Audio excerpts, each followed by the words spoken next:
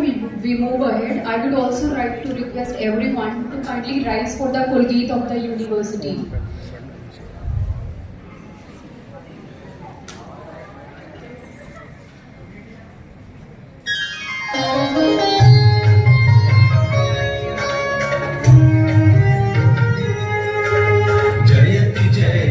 जयति जय जय ज्ञान का लोक अनुपम श्रेष्ठ सुंदर दिव्य दिल्ली विश्वविद्यालय विरंगम जयति जय जय जयति जय जय ज्ञान का लोक अनुपम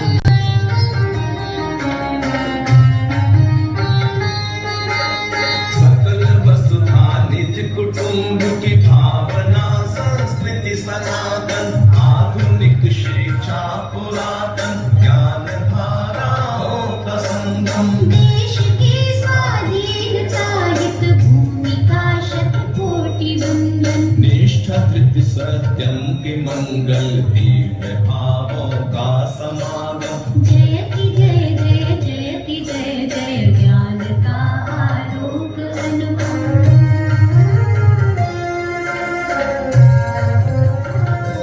भव्य महाविद्यालयों के परिसरों से चिर सुशोभित श्रेष्ठ गुरुजन कर रहे ने छात्र और छात्राएं दीक्षित सदचरित्राचार पावन साधना संकल्प संयम नवल वैश्विक चेतना नव क्रांति संस्कारों का उद्गम जयति जय जय जयति जय जय ज्ञान का लोक अनुपम श्रेष्ठ सुंदर दिव्य दिल्ली विश्वविद्यालय विरंगम जयति जय जय जयति जय जय ज्ञान का लोक अनुपम ज्ञान का आलोक अनुपम ज्ञान का लोक अनुपम ज्ञान का आलोक अनुपम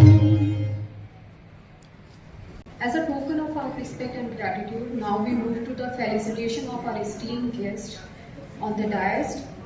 First, I would like to call our principal sir to felicitate our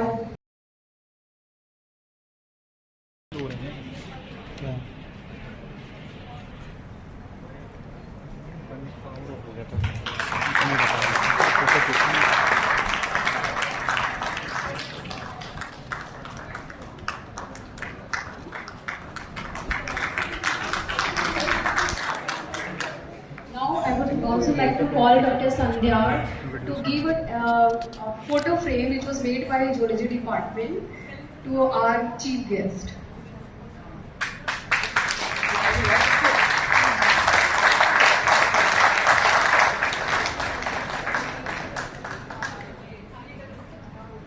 Thank you, sir. Thank you, ma'am. Now, I would like to call Anju ma'am to felicitate our principal sir.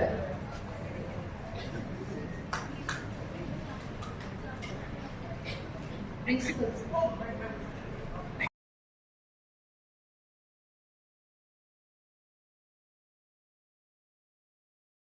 There is a change. I would like to call our special guest today, Professor Veer Bahadur Singh from JEU. He has joined us today.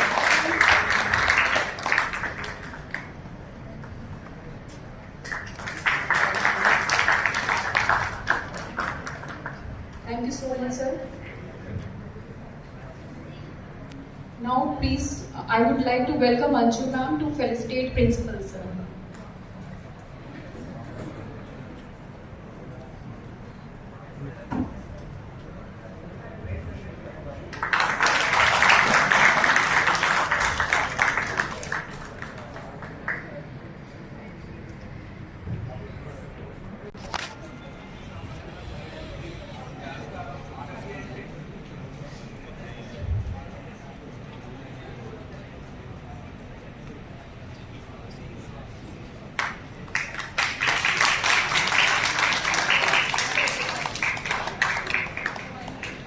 Please give a huge round of applause to felicitate our IQAC coordinator, Professor Aditya Saxena.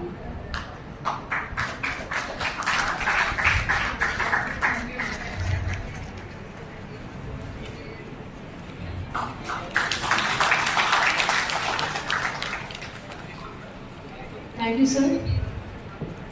Now, lastly, I would request Revati ma'am to felicitate Dr. Sandhya ma'am, convener of the Extension Lecture Committee.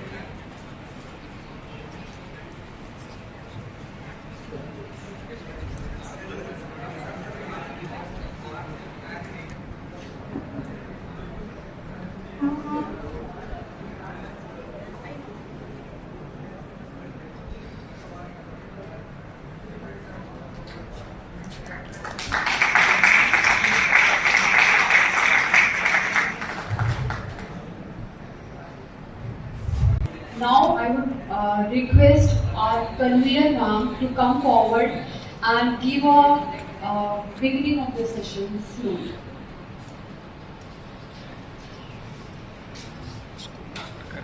Thank you, Geeta ma'am. Good morning, everyone. Respected guest and today's speaker, Dr. Hemant Tiwari sir.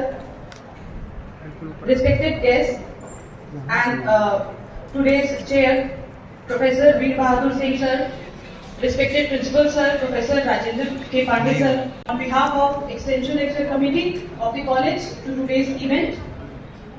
The aim of Extension Lecture Committee is to promote intellectual progress, motivate students, make students aware of societal needs and inculcate values by providing a platform for learning and expanding horizons, by encouraging young minds to pursue higher education and establishing connections with the community.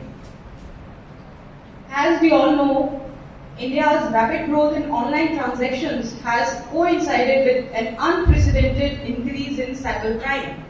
According to the recent report of RBI, the amount of money lost because of cyber fraud incidents rose from 421.4 crore in financial year 2023 to 2054.6 crore in financial year 2024. Hence, cybercrime awareness is crucial as it equips individuals to significantly reduce their risk of being victims of cybercrime by learning about prevalent cyber risks, safe online practices, and how to respond to suspicious actions. Today we are honored to have Dr. Hemant Tiwari sir, DCP, IFSO, Special Cell, Delhi Police as our guest and speaker. The efforts of Hemant sir dedicated to promote cybercrime awareness are really commendable. As sir says that cyber crooks are no tech geeks but they are smart storytellers. So let's listen from the sir himself, from the expert himself. I would also like to request sir to motivate our students by telling about your inspiring life. In today's world, there is a pressing need to motivate and guide our youth onto the right path. Thank you so much, sir, for taking time out of your busy schedule. Thank you so much. Thank you.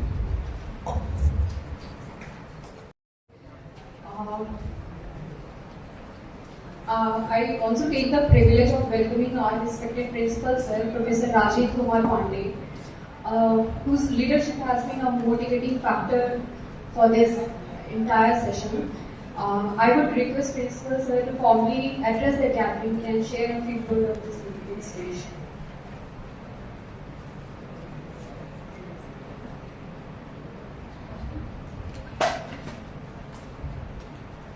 आज के इस extension lecture committee द्वारा आयोजित जागरूकता व्याख्यान श्रृंखला की अध्यक्षता कर रहे मित्र प्रोफेसर वीर बहादुर सिंह जी, आज के अपने कार्यक्रम के मुख्य वक्ता और इस विषय के बहुत विगत विद्वान जिनकी विद्वता साहित्यिक भी है, अध्ययन भी किया था आपने और अब उसको व्यवहार में भी आ रहा है, ऐसे अपने मित्र डॉक्टर हेमंत तिवारी जी, कॉलेज के उप प्राचार्य श्रीमान श्री कायस्थ जी, आईपीसी मॉनिटर आदित्य सक्सेना जी और एक्सटेंशन लेक्चर कमेटी की कन्वीनर संध्या राय मैडम, जबलपुर से पधारे मित्र प्रकाश चंदेल जी, अपने सभी वरिष्ठ साथी और प्यारे विद्यार्थी, जैसा कि अभी बताया संध्या जी ने कि हम सबके जीवन में जो बहुत तीव्र गति से परिवर्तन हो रहे हैं, उनमें वास्तव में जो ऐड आती थी पहले रिलायंस की, कर लो दुनिया मुट्ठी में, वो सब कुछ हमारी मुट्ठी में ही आ गया है। और इसलिए अब हमको कुछ भी कार्य करना हो, हम उसी छोटे से उपकरण से कर सकते हैं। लेकिन ये तो सिक्के का एक पहलू हुआ। दूसरा पहलू जो है, जो घातक पहलू है, जिसके विषय में विस्तार से तो हेमंत जी बताएंगे, लेकिन मैं केवल, हालांकि मैं तो प्रभु कृपा से मैं कुछ ऐसा करता नहीं हूँ, 3-5, इसलिए मैं तो अभी इसका उपभोगी नहीं हुआ हूँ इस प्रकार की बातों का, लेकिन हम में से बहुत लोग होंगे जिन्होंने उस उपकरण को ऐसा प्रयोग किया कि उनको लेने के देने पड़ गए।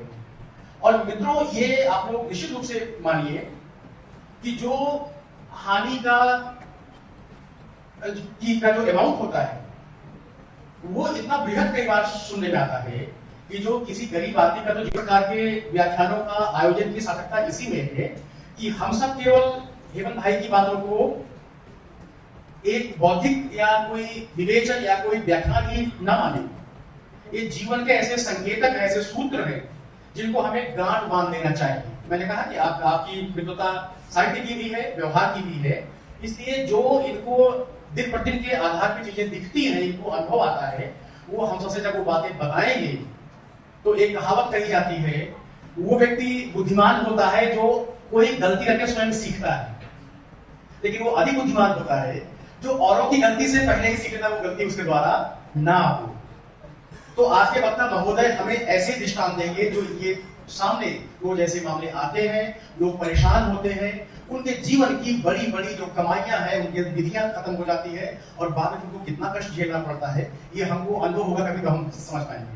आज आपने भी सब अपना समय निकाला, आप वरिष्ठ अधिकारी के लिए कुछ है, किसी को बताया अपने संध्या जी ने, आपका हार्दिक स्वागत करता हूं सर आज के इस सत्र में। अपने सभी मित्रों का जो आज अध्यक्षता करने प्रोफेसर सिंह आए, अपने सभी साथी आप सब भी आए, आप इस कार्यक्रम का आनंद लें, विषय को सुने, आत्मसात करें और जीवन में उतारें। इसी में आपका भी कल्याण है, देश का भी कल्याण है। बहुत हार्दिक आभार सर की बातें हमेशा बहुत ही मोटिवेटिंग और बहुत ही इंस्पिरेशनल होती है। मेरी श्योर कि आप कुछ वर्ड्स ले जाएंगे अपने साथ।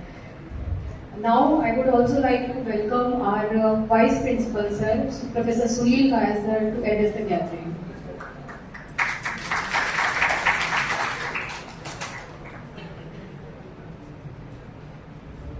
Honorable Principal Sir, आज के कार्यक्रम के अध्यक्ष professor Girish Bahadur Singh ji, speaker of the day Tiwari sir, convener of this program, Sandhya ma'am, IQAC coordinator Saxena sir, all the members of organizing committee or team of this extension lecture committee, senior professor, young faculty members, students. मैं ज़्यादा समय नहीं लूँगा, मैं congratulate करना चाहूँगा extension lecture committee को to organize such a fantastic and very relevant topic today. Awareness about cyber crime. Awareness का मतलब यही नहीं होता खाली कि हम यहाँ पर आकर के लेक्चर अटेंड कर लें और अपनी बौद्धिक क्षमता हम बढ़ा लें, जानकारी ले लें, इसका कभी मतलब ही नहीं होता है। यदि आज कुछ पॉइंट्स नोट करके आप अपने घर वालों को नहीं बताते हैं, अड़ोस पड़ोस में नहीं बताते हैं, तो इस अवेयरनेस का पर्पस डिफीट होता है। साइबर क्राइम में 90% स्टूडेंट्स नहीं इन्वॉल्व होते हैं, उनके पास ज्यादा कुछ पैसा या इस तरह की धन राशि नहीं होती है, लेकिन आपके पेरेंट्स, आपके क्लोज रिलेटिव्स, आपके नेबर्स जरूर हो सकते हैं। उन तक ये इंफॉर्मेशन पहुंचाना बहुत जरूरी है। लेकिन आपको ज्यादा फायदा होगा आने वाले समय में। जो बेसिक बुनियादी चीजें हैं साइबर क्राइम को लेकर के, वो आज के परिवेश में आप पर ज्यादा लागू नहीं होंगी, लेकिन जैसे जैसे आप अडल्टहुड में जाएंगे, आप अर्निंग करेंगे, तो आप भी उसके शिकार हो सकते हैं। उस समय चैलेंजेस अलग होंगे, टेक्निक और एडवांस होंगी, क्राइम और एडवांस लेवल का होगा। यदि उन चीजों की बेसिक बुनियादी चीजें नहीं पता होंगी तो आप भी उस भंवर में फंस सकते हैं। तो मेरा आप लोगों से यही मैसेज है कि आज की जो टॉक है उसमें कुछ पॉइंट्स नोट करें, अपने घर वालों को जरूर बताएं। टेक्नोलॉजी से हम दूर नहीं रह सकते हैं, टेक्नोलॉजिकल एडवांसमेंट जितनी भी है वो ह्यूमन को कंफर्ट्स देने के लिए है, आराम देने के लिए है। और जैसे जैसे जीवन आगे चलता रहेगा ये टेक्नोलॉजिकल एडवांसमेंट और ज्यादा होती रहेगी। और इन सब चीजों के साथ जूझने के लिए हम अपने ब्रेन के अंदर जो फैकल्टीज है, there are different faculties in our brain, यदि उनको सक्षम नहीं बनाएंगे तो इनके पैरेलली हम चल ही नहीं सकते। सेम वे ये साइबर क्राइम टेक्नोलॉजिकल एडवांसमेंट का एक जीता जागता उदाहरण है। यदि आपने अपने फैकल्टी को ऐसे डेवलप नहीं किया, क्योंकि आपको पैरेलली चलना पड़ेगा, जैसे जैसे टेक्नोलॉजिकल एडवांसमेंट होगा आपको उनके साथ अपनी एडवांसमेंट भी करना होगा। और ये आज के लेक्चर के माध्यम से, आज की स्पीच के माध्यम से आप अपने ब्रेन फैकल्टी डेवलप कीजिएगा, अपने आप को अवेयर कीजिएगा, अपने अड़ोस पड़ोस को अवेयर कीजिएगा, ताकि इस क्राइम के अंदर कोई ना फंसे। भुगतता एहसास उसी को होता है जो भुगतता है। हम बहुत सारे न्यूज़पेपर में सुनते हैं आज इतने सारे पैसे किसी के चले गए हैं। अधिकतर जो रिटायर्ड पर्सन होते हैं उनको ज्यादा इंफॉर्मेशन नहीं होती है, दे आर नो टेक्नो सेवी। आप तो है, आप तो उनकी हेल्प कर सकते हैं। तो बच्चों आज का ये जो लेक्चर है आप अपने फ्रेंड सर्कल में जरूर स्प्रेड कीजिएगा, अपने फैमिली में जरूर स्प्रेड कीजिएगा, ताकि इसका मैक्सिमम बेनिफिट सोसाइटी को मिल सके। धन्यवाद। Thank you so much, sir. And now I would also request our convener, sir, IQAC convener, Professor Aditya Saxena, sir, to enlighten us with his few words.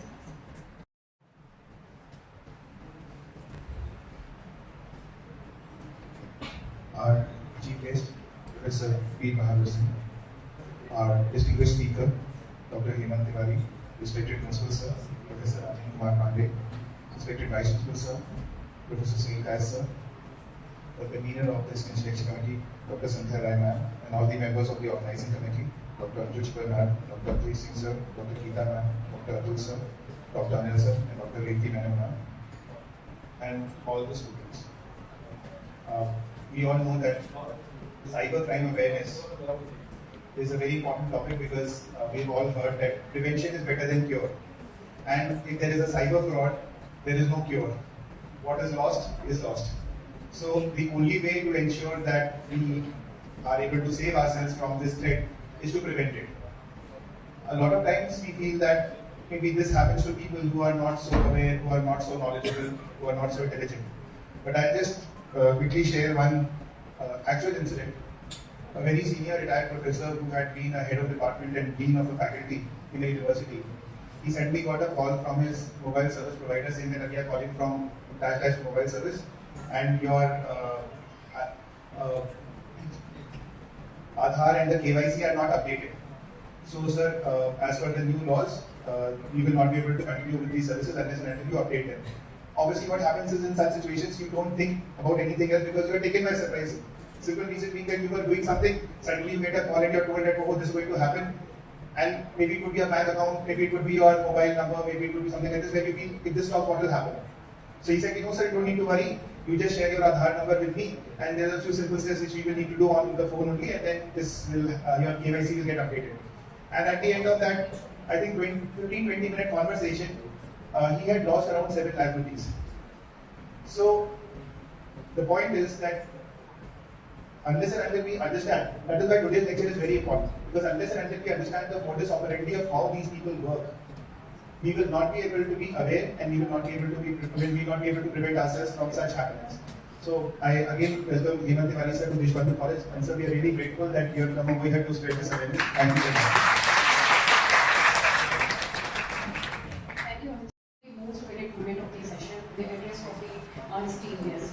Before beginning that, I would also like to introduce our guest, Professor Dr. Hemant, a highly accomplished individual with a unique blend of medical and law enforcement expertise. He holds MBBS degree from Mumbai and served as a medical officer in Baba Hindu Law Hospital. Has also distinguished himself as a dedicated public servant, joining the Indian Police Services in 2014.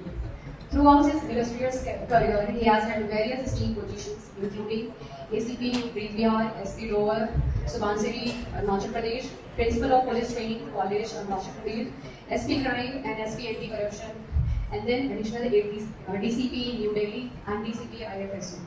So notably, he was awarded the President's Medal of Gallantry on Republic Day in 2020. a testament to his bravery and dedication to public service. Give a huge round of applause to our sir. And we are privileged to have you today, sir. And I would request you to please come forward and gather attend the gathering.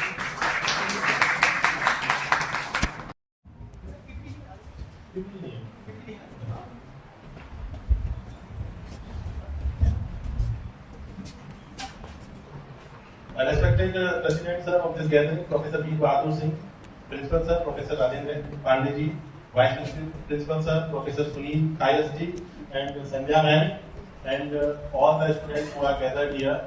सबसे पहले मैं आप सभी को तहे दिल से बहुत धन्यवाद देता हूँ कि आपने मुझे इस टॉक के लिए यहाँ पे आमंत्रित किया, जिससे मैं आपको साइबर क्राइम के बारे में कुछ थोड़ा बता दूँ। साइबर क्राइम जो है वो अभी के समय में इतना बृहद है कि सारी जानकारी उसकी ना तो आपको अभी उसको जानने की आवश्यकता है और ना ही जो संक्षिप्त समय मुझे यहाँ मिलेगा उसमें मैं आपके साथ साझा कर पाऊंगा। तो जो मैंने प्रिपेयर किया है आपको बताने के लिए, ज्यादातर कोशिश की है ऐसी चीजें जो डायरेक्टली यूथ से संबंध रखती हैं, या फिर कुछ ऐसी चीजें जो डायरेक्टली आपसे तो संबंध नहीं रखती, लेकिन इतनी ज्यादा मात्रा में उस तरीके के क्राइम हो रहे हैं कि कोई ना कोई जिसको आप डायरेक्टली जानते हैं वो उस क्राइम का शिकार हो सकता है या वो उस क्राइम से अफेक्ट हो सकता है। तो सबसे पहले आपको ये समझना होगा कि पिछले 1 दशक में या 2 दशक में ऐसा क्या हुआ है कि cyber crime suddenly on the rise है। तो यहाँ पे जो हमारी गैदरिंग है, सभी बच्चे भी यहाँ से 20 से 22-25 साल की उम्र के हैं। तो अगर आप लोग 20 साल पहले जाए जब आप नहीं थे, तब मोबाइल आया था इंडिया में, 95-96 में आया। अराउंड 2005 में ये कॉमन होना शुरू हुआ, जब इनकमिंग पे से चार्जेस हट गए तो आम आदमी ने, जो लोअर मिडिल क्लास है, उसने मोबाइल लेना चालू किया। उसके पहले तक इनकमिंग पे भी चार्ज होते थे, तो जो मोबाइल ले भी सकता था वो मोबाइल नहीं यूज करता था। फिर धीरे धीरे फास्ट फॉरवर्ड 2012-15 में, जैसे हम आज की डेट में स्मार्टफोन बोलते हैं, उसका जो तब उसे टच स्क्रीन फोन बोला जाता था और तब वो स्मार्टफोन नहीं होता था। तो 2008-10 में इस फोन का आना हुआ मार्केट में, तो अब 2015 तक स्मार्टफोन मार्केट में बहुत अच्छी तरीके से आ गए। आज की डेट में आप 4-5 हजार रुपए में एक स्मार्टफोन ले सकते हैं, और ये हमारी बिल्कुल जो डिजिटल क्रांति हुई है उसका ही नतीजा है कि हमारे देश का जो आखिरी आदमी भी है, जो भारत के किसी भी कोने में है, तो उसके पास और कुछ होना हो बट एक स्मार्टफोन जरूर। अब हम ये जानने की कोशिश करते हैं भाई साइबर क्राइम बढ़े क्यों। सबसे पहले आप लोग खुद सोचिए कि आप अपने जीवन की जो 24 घंटे की दिनचर्या है उसमें कितनी देर मोबाइल का फोन यूज करते हैं। जब लगभग यहाँ पे आप लोग बैठे हैं, अभी भी लगभग 20-25% लोग हैं तो अपना मोबाइल देख रहे हैं कि मोबाइल में कहीं कोई नई अपडेट तो नहीं आ गई, कहीं कोई व्हाट्सएप पे नया मैसेज तो नहीं आ गया। कुछ लोग अगर किसी पर्टिकुलर टॉपिक को फॉलो कर रहे हैं तो ट्विटर पे, इंस्टाग्राम पे वो देखते हैं कोई नई चीज तो नहीं आ गई। आपने अगर कुछ पोस्ट किया है तो आप चेक करते हैं कि भाई मेरे लाइक कितने। तो हमारे जीवन का जो एक बड़ा हिस्सा है, जो पहले जब हम लोग छोटे थे तो रियल वर्ल्ड में हम व्यतीत करते थे अपने दोस्तों के साथ, ग्राउंड में जाके, स्कूल से आते जाते समय। आज हम रियल वर्ल्ड में कम और वर्चुअल वर्ल्ड में अपना ज्यादा समय हम व्यतीत करते हैं। लेट्स सपोज आप लोग जब अगर मेट्रो से आते हैं तो मेट्रो से आने जाने का समय है लगभग सभी आदमी मोबाइल पर गुजारता है। ऐसे बिल्कुल ही बहुत कम बच्चे होंगे या यूथ होगा जो मेट्रो में आते जाते समय कोई किताब पढ़ता है। हर आदमी कुछ ना कुछ मोबाइल में देख रहा है। हमें लगता है कि वो समय हम यात्रा में गुजार रहे हैं, लेकिन ऐसा नहीं है, बहुत समय हम वर्चुअल वर्ल्ड में गुजार रहे हैं। जब आप किसी एक चीज में ज्यादा समय गुजारोगे तो फिर आपके साथ जो क्राइम होंगे वो भी उसी फील्ड में होंगे जहाँ पे आप अवेलेबल हो। जहाँ आप रियल वर्ल्ड में अवेलेबल नहीं हो तो आपके साथ उस वर्ल्ड में क्राइम नहीं हो सकता, क्योंकि जिस बंदे को वो क्राइम करना है वो कॉस्ट टू बेनिफिट रेशियो देखता है। पहले जब हम जाते थे या अभी भी जब जाते हैं रेलवे स्टेशन पे तो बड़ा ये जब बस स्टैंड पे या पब्लिक ट्रांसपोर्ट पे ये हिदायत दी जाती थी कि अपना बटुआ संभाल के रखें। अभी भी पिक पॉकेटिंग होती है, लेकिन पिक पॉकेटिंग में पैसे ज्यादा नहीं जाते। हम जाते हैं तो हमारे बटुए में आपके आईडी कार्ड होते हैं, आधार कार्ड होते हैं, ड्राइविंग लाइसेंस वो ज्यादा यूज होता है, कैश बहुत ही कम होता है। और जिस व्यक्ति को पिक पॉकेटिंग करनी है उसको आपके आईडी कार्ड, आधार कार्ड से बहुत फर्क नहीं पड़ता, उसे कैश चाहिए। तो जब वो आपकी पिक पॉकेटिंग करेगा डिजिटल वर्ल्ड में और उसे पैसे नहीं मिलेंगे, उसकी आमदनी नहीं होगी, तो वो काम भी धीरे धीरे छोड़ देगा। वो आपको उस वर्ल्ड में चीट करेगा या वहां से आपके पैसे निकालेगा जहां आप रखते हैं। हम सब पैसे हम कहाँ रखते हैं? या तो अपने बैंक अकाउंट में, या हम अपने डिजिटल वॉलेट में, इसी तरीके से हम अपने पैसे रखते, जब हमारे ज्यादा पैसे वहां हैं तो हमारे साथ जो चीजें होंगी वो भी डिजिटल वर्ल्ड में ही होगी। तो जैसे जैसे हम डिजिटल वर्ल्ड में जाते जाएंगे वैसे वैसे जो हमारी क्राइम है वो डिजिटल स्फीयर में बढ़ते जाएंगे। तो ये बात आपको समझना होगी, क्योंकि हम साइबर स्पेस में अपने आप को ज्यादा इन्वॉल्व कर रहे हैं, इसीलिए हमारे साथ या देश में या हर जगह साइबर क्राइम ज्यादा हो रहे हैं। अभी ये यूपीआई क्रांति 2010 के बाद से, जब से ये पेमेंट कॉर्पोरेशन ऑफ इंडिया का गठन हुआ, यूपीआई आया 2015 के बाद से हर कोई यूपीआई कर रहा है। और कोविड के बाद से तो ऐसा हो गया कि अगर आपको 5 रुपए का 10 रुपए का चाय का भी पेमेंट करना है तो यूपीआई ही चलेगा। तो जब हर आदमी, अब ये साइबर क्राइम किस तरीके से हमारे साथ हो सकता है? साइबर क्राइम कितने भी हैं, हजारों तरीके हैं और लाखों तरीके और आएंगे, लेकिन सभी तरीकों को आप जब क्लासिफाई करेंगे तो मोटे मोटे 3 तरीकों में डिवाइड करेंगे। पहला, साइबर क्राइम ऑफ इग्नोरेंस। जो हमारा यूथ है, जो आप लोग हैं, तो आपके साथ जिन क्राइम की होने की संभावना ज्यादा है वो है cyber crime of ignorance. Ignorance का मतलब है कि आपको उस विषय में पता नहीं है, किसी ने आपसे बात की या कोई मैसेज किया, आपको एक मैसेज आया, जैसा कि सर ने एग्जांपल दिया कि भाई आपका केवाईसी होना है, आपने उसके दिमाग नहीं लगाया, आपने बोला चलो कर देते, आपने कर दिया, जो आपके अकाउंट में पैसा था वो चला गया। अब आप लोगों के साथ इस तरीके से हो सकता है, कोई आपको बता देगा, लेट सपोज आपको डेली कॉलेज आ रहे हैं कि कॉलेज में कोई अपडेट है, ये कर दीजिए, नहीं तो आपको एग्जाम देने को नहीं मिलेगा। कोई प्रिंसिपल आपके बच्चे फेसबुक फाइल से या जिनको आप जानते हो, जो आपसे ज़्यादा कम्युनिकेट करते हैं, उनसे मैसेज आएगा भाई ये काम कर दीजिए, ये लिंक है, आप इसमें अपनी डिटेल भर दीजिए, नहीं तो आपको एग्जाम देने को नहीं मिलेगा। या अगर आपको नेक्स्ट क्लास में एडमिशन लेना है तो वो एडमिशन नहीं मिलेगा।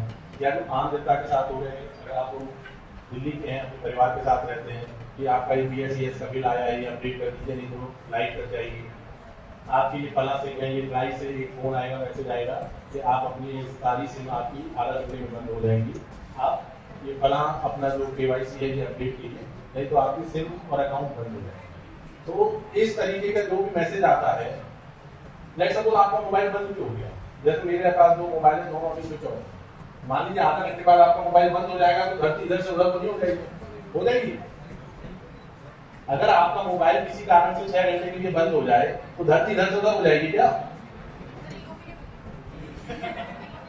हमने अपना इमोशनल डिपेंडेंस इतना बना लिया कि मोबाइल नहीं होगा तो पता नहीं क्या होगा, नहीं होगा तो क्या होगा भाई? आप यहाँ से अपने घर वैसे पहुंच जाएंगे, मेट्रो का कार्ड होगा। तो जब हम ये सोचते हैं कि पता नहीं क्या होगा, when we have a weak panic, then the fraudster है वो हमारे पैनिक का फायदा उठा के हमको चीट करता है। जब भी हम पैनिक होते हैं कि भाई ये क्या हो गया मेरे साथ, ऐसा हो जाएगा तो क्या हो जाएगा, तभी जो फ्रॉडस्टर है वो हमें चीट करता है, उसी पैनिक का फायदा उठाता है। जो भी आपके पास आपके अकाउंट में जो भी पैसे होते हैं वो आपसे अलग अलग तरीके से ले लिए जाते हैं। अभी कुछ बच्चे बाहर जा रहे हैं, जो जाना चाहे वो चले जाए, ताकि जो बच्चे हैं वो आराम से मेरी बातें सुन सकें। Please whosoever want to go out, किसी स्ट्रीम में जिनको बाहर जाना है वो चले जाए। उसके बाद जो बच्चे हैं वो 10 आते हैं, तो मेरी आपसे रिक्वेस्ट है 10-15 मिनट के लिए बाहर मत जाइए। फिर वही बात है, कोई भी धरती इधर से उधर नहीं होगी अगर आप 15 मिनट यहाँ बैठे। हो सकता है आपको मेरी बातें ना समझ आए, अच्छी ना लगे, बट फिर भी कोई नुकसान नहीं होगा आपको यहाँ बैठे। तो मैं आप लोगों को बता रहा था कि आपके साथ क्या हो सकता है, ये इग्नोरेंस वाले फ्रॉड हो सकते हैं जो कि आपको मॉनेटरी हार्म कर सकते हैं। ये आपके लिए बहुत बड़ी दिक्कत की बात नहीं है, ठीक है? आपके पैसे नहीं, आपके माँ बाप ने दिए, आपके अकाउंट में बहुत पैसे होंगे, 20-25 हज़ार रुपये होंगे, 50,000 रुपये, आपको खर्चा लगेगा, लेकिन बहुत लंबा चौड़ा आपको दिक्कत नहीं है। आपकी दिक्कत है जो मैं आपको अगली बातें बता रहा हूँ, जिनसे आपको अगर उस तरीके से आप चीट होते हैं तो जिसमें आपको बहुत दिक्कत होने की संभावना होती है, वो होता है कि आपको सोशल मीडिया में जो सोशल मीडिया स्पेस है उसको यूज करें। आप सभी बिल्कुल यंग एज के यूथ में जा रहे हैं, सोशल मीडिया का एक बड़ा क्रेज है।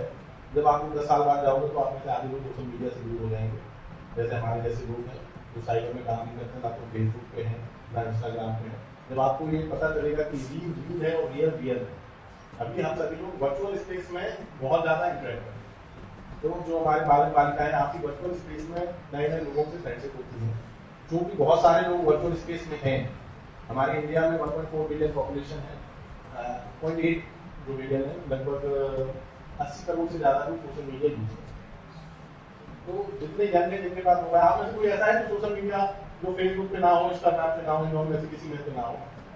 अच्छी बात है कि इतने लोग हैं। तो होता क्या है कि वहां पे बहुत ही अट्रैक्टिव प्रोफाइल से आपको फ्रेंडशिप रिक्वेस्ट आती है। अगर आप फीमेल हैं तो आपको एक बहुत ही अट्रैक्टिव मेल से रिक्वेस्ट आएगी, प्रोफाइल से, वहाँ जो पीछे होते हैं वो ज़्यादातर नाइजीरियन लोग होते हैं उनके प्रोफाइल के पीछे। और अगर आप मेल है तो आपको बहुत ही अट्रैक्टिव फीमेल से रिक्वेस्ट आएगी। तो जब आप उनकी फ्रेंडशिप रिक्वेस्ट एक्सेप्ट करते हैं तो there is nothing random in it. Once you have accepted their request then they will study you. कैसे करेंगे? जो भी आपका सोशल मीडिया पे जो भी आपकी पोस्ट है उससे वो आपकी प्रोफाइल करेंगे या आपका एक आइडिया लगाएंगे कि आपकी जो फाइनेंशियल वर्थ है वो क्या है। फिर over a period of time, जैसे ये एक स्कैम सेंटर है, मैंने यहाँ पे 10 लोग हायर कर रखे हैं, हमारा काम सिर्फ ये है अलग अलग लोगों को अलग अलग काम दे दिया कि हम सिर्फ फ्रेंडशिप करेंगे। एक ग्रुप में 10 में से मान लीजिए 2 लोग हैं, उनका सिर्फ ये काम है कि वो आपको फ्रेंडशिप रिक्वेस्ट भेजेंगे और उनका काम है डेली 10 या 20 फ्रेंडशिप रिक्वेस्ट उनको एक्सेप्ट कराना है। अगर ग्रुप 1 ने ये काम कर दिया देन उनका काम सही है। Once you accept the friendship request तो ग्रुप 2 के पास चला जाता है और ग्रुप 2 आपसे इंटरेस्ट करता है, वो आपकी हॉबी और वो सब जितना भी सोशल मीडिया पे अवेलेबल है उसको चेक करता है और वो फिर आपसे धीरे धीरे करके बात करना शुरू करते हैं। हम लोग भी अनसस्पेक्टिंग में, बहुत काम नहीं है, कॉलेज है, मेट्रो में जा रहे हैं, आपने देखे हैं 4 मैसेज आ रहे हैं, उम्र के उस पड़ाव पे है तो हमने उसका जवाब दिया। धीरे धीरे वो आपका इंटरेस्ट पता करते हैं और फिर वो आपसे इंटरेक्ट करते हैं। कोई भी चीज़ बहुत जल्दी नहीं, तो वो 6 मंथ जब आप किसी को वर्चुअल स्पेस में 4 महीने 6 महीने से जान देते हैं तो धीरे धीरे आप पर्सनल चीज़ें शेयर करना। जैसे सपोज आपको पर्सनल लाइफ में कोई सेट करना है, किसी टेस्ट में आप फेल हो, ठीक है, तभी प्रिंसिपल साहब ने, प्रोफेसर साहब ने आपको डांट दिया, तो आप किससे शेयर करेंगे? रियल फ्रेंड तो बचे नहीं, तो आप उन्हीं जो ही फ्रेंड्स हैं वर्चुअल स्पेस के उनसे आप शेयर करते हैं, आज मेरे साथ ये हो, तो वो आपको फिर संवेदना देते हैं, फिर आपको बताते हैं ऐसी कोई बात नहीं है, उसको भूल जाते हैं। They will talk very genuinely to you, they will motivate you और आपको लगेगा ये बहुत ही जेन्युइन बंदा है या बंदी है, ये मुझे मेरे बुरे टाइम में सपोर्ट कर रहा है, कर रही है। इस तरीके से आपका इमोशनल डिपेंडेंस उन पर बढ़ता जाता है। ओवर और यूजुअली ये सारे प्रोफाइल आपको विदेश में लोग मिलेंगे, ठीक है।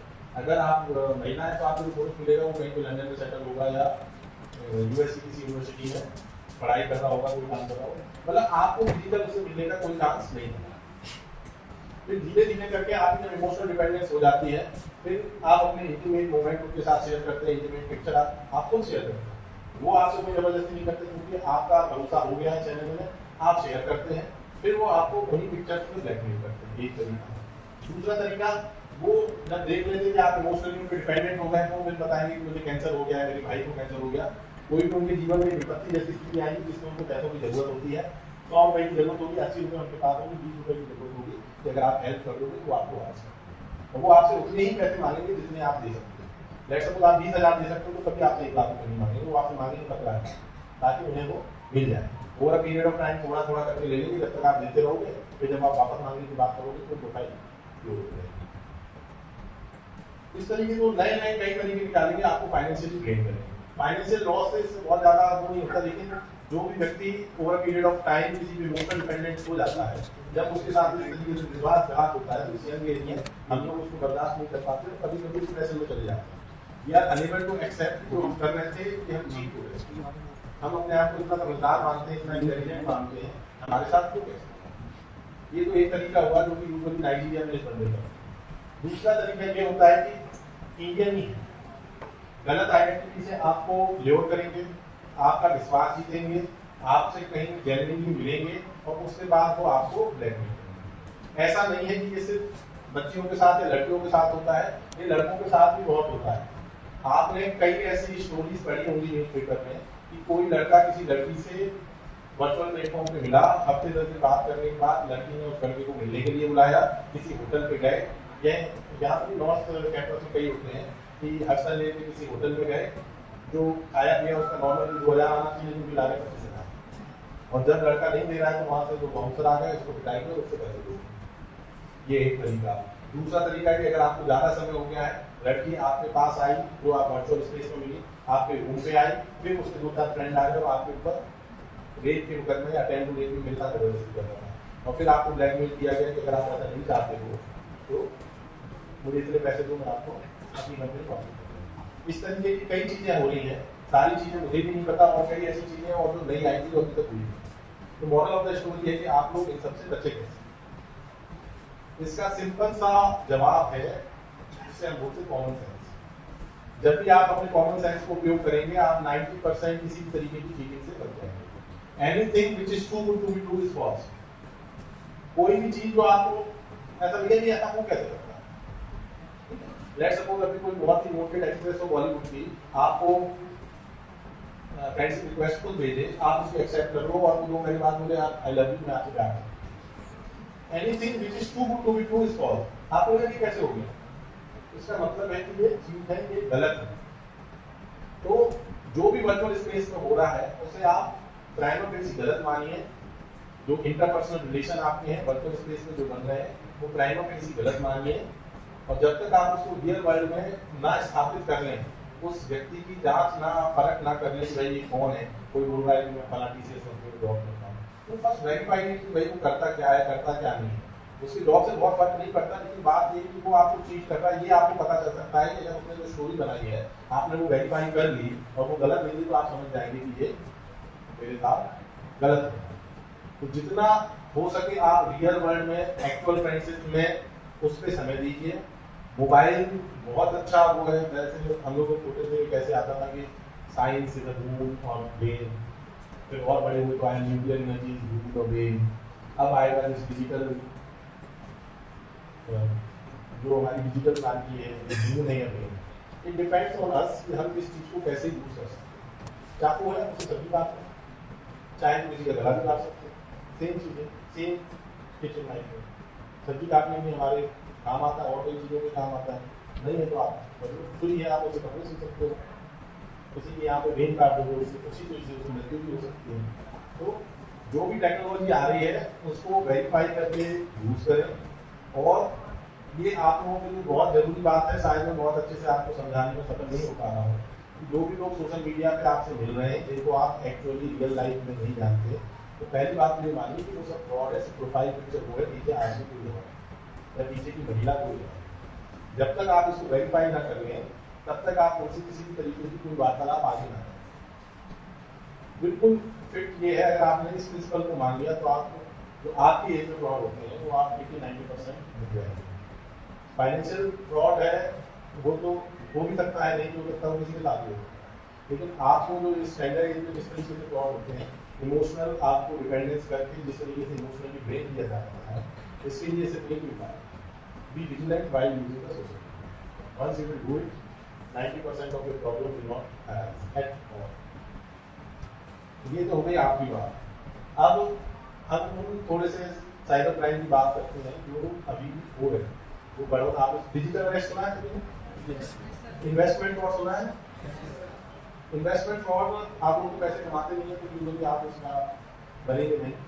आप लोग बनेंगे तीसरा फ्रॉड होता है वर्क फ्रॉम होम। जो मैंने आपको पहले बताया था इग्नोरेंस वाले खत्म हो गए, अब आता है ग्रीड। दूसरे तरीके के जो फ्रॉड होते हैं वो होते हैं लालच के। उसमें एक होता है इन्वेस्टमेंट फ्रॉड जिसमें आप लोगों की संभावना कम है, लेकिन आपको किस फ्रॉड का हिस्सा बन सकते हो या चीज हो सकते हो, वो है वर्क फ्रॉम होम।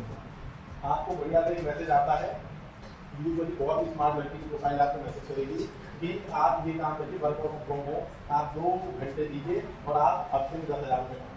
अगर 2 घंटे में हफ्ते में 10,000 रुपये कोई कमा लेता है महीने में 40,000 रुपये, तो फिर क्यों करी? क्योंकि सब आदमी को 2 घंटे वाले काम करके हो जाता काम, ना किसी को रिक्शा चलाना पड़ता, ना किसी को यहाँ पे रेडी लगानी पड़ती, ना किसी को मजदूरी करनी पड़ती। Simple line, anything which is too good to be true is false.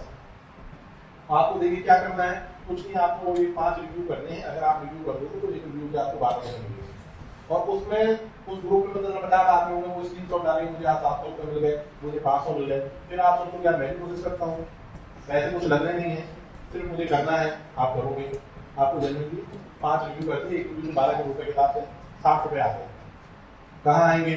या तो आप अपना फोन पे शेयर करोगे या अकाउंट शेयर करोगे, जो भी आपने शेयर किया उसको कंप्रोमाइज करने के चांसेस होते ज़्यादा, लेकिन वो कुछ ऐसा नहीं करते, वो आपसे ही पैसे लेंगे। जब वो आपको 60 रुपये करके 5-7-10 बार दे देंगे, 500-600 रुपये, तो आप बहुत खुश हो जाओगे। आप वो बोलेंगे यार ये तो धीरे धीरे आपने तो बोला था 2 घंटे में 10,000 कमाने, यहाँ तो मैं लगा कर करके हो रहा हूँ, 60 रुपये मिल रहा है या 120 रुपये मिल रहे हैं, कैसे होगा? फिर बताइए सर वो प्रीमियम प्रोडक्ट है। क्या है प्रीमियम प्रोडक्ट? आप अगर 2,000 रुपये देंगे, देखिए वो ऐसा अमाउंट मांगेंगे जो आप दे सकते हो। They will never ask for any unreasonable amount. वो आपसे कभी 50,000 रुपये मांगेंगे, 50,000 रुपये दे दो हम कर देंगे। वो आपसे बोलेंगे 2,000 रुपये देंगे तो आपको जो अभी 12 रुपये मिल रहे हैं वो आपको 60 रुपये पर हो जाएगा। दूसरा है 5,000 रुपये देंगे तो 12 रुपये 120 हो जाएंगे। जहाँ पे आपने प्रीमियम पे किया, लेट्स सपोज आपने 2,000 ही पे किया, आपने कमाए 600-800 रुपये, आपने पे कर दिए 2,000 रुपये, उनके पैसे निकल गए, उनको फायदा। अब वो आपने 2,000 निकाल लिए, और आपसे बोलेंगे मैं आपको 5-5 वर्ग का एक लॉट होता है, आपको 60 रुपये मिलेंगे, तो एक लॉट में आपके 300 रुपये हो जाएंगे।